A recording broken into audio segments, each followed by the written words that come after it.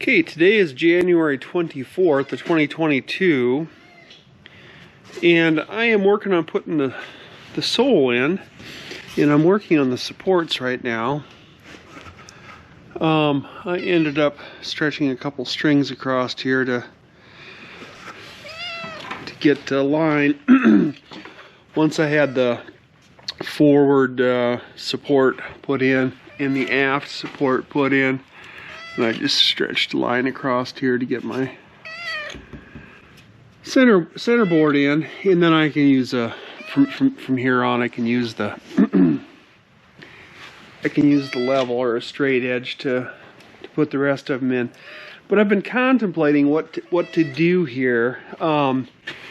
These frames are 24 inches on center now. They are 3 inches wide, so that gives you a little more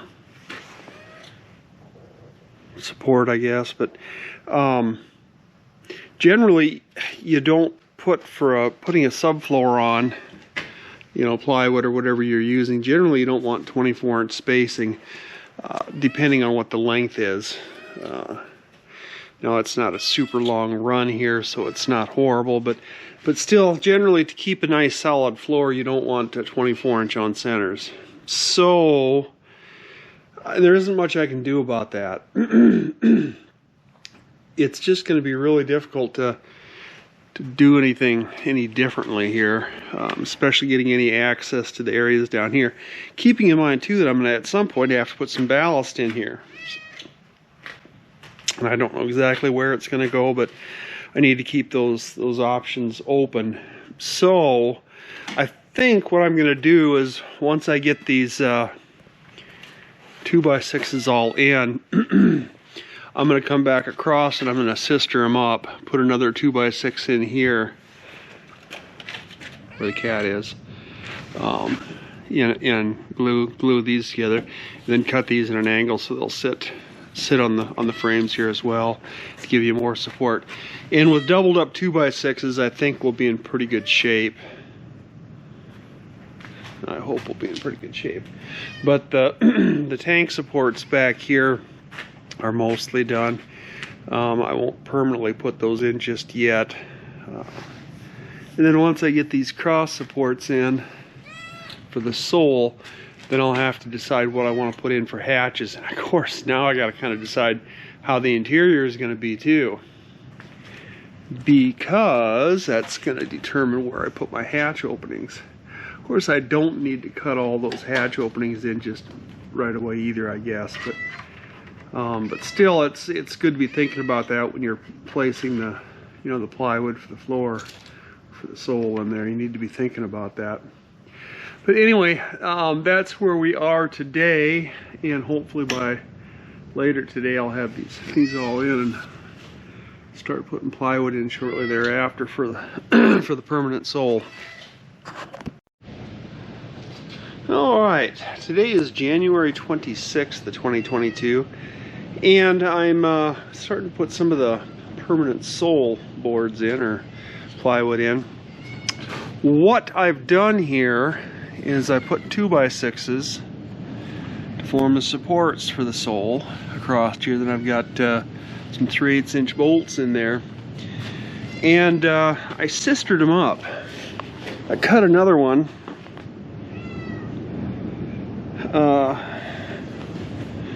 to double these up, and I just bedded these, and then I glued them together.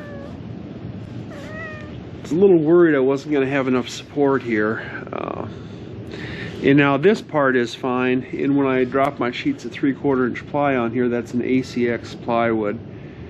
It's supposed to be a premium grade. I don't know, we'll see.